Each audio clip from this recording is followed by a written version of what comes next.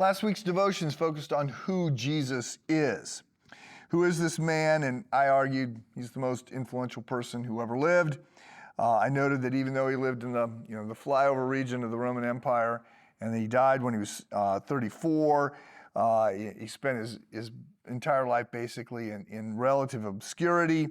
But I argued that he has done more to shape the world than anyone else. And this week I want to focus on what Jesus taught. So he was a rabbi, he was a teacher, and the question is, as he was traveling around from village to village, teaching during that 3 years of his sort of public ministry after his baptism, before the Holy Week, before his parade in Jerusalem, and then his death and crucifixion and resurrection.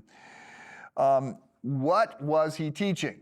So there were lots of rabbis back then. These are men who, as they become 30, have sort of been schooled for 18 years under a different rabbi, and they emerge as teachers of the Old Testament.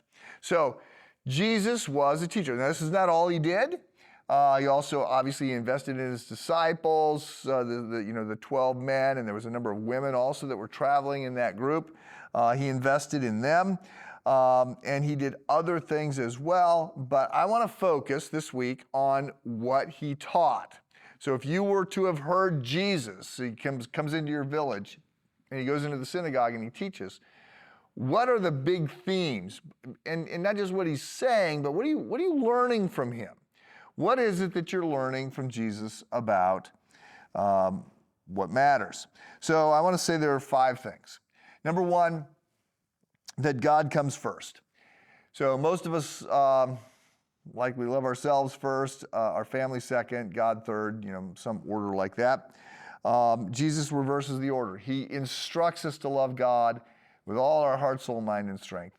And he suggests that our love for our family ought to look like hatred in comparison to our passionate commitment to God. Secondly, he told us we should love others second. So Jesus' teaching moved right from a command to love God with all our heart, soul, mind, and strength to a command to love our neighbor as ourself. And so this is a command to love others, especially, as we look at this, especially to be alert to the needs of the poor. So people matter. After our vertical focus on God, we're to be looking around, we're to be caring for, thinking about, focused on others, and pursuing acts of mercy and justice and reconciliation and service. Jesus goes so far as to demand that we love those we hate.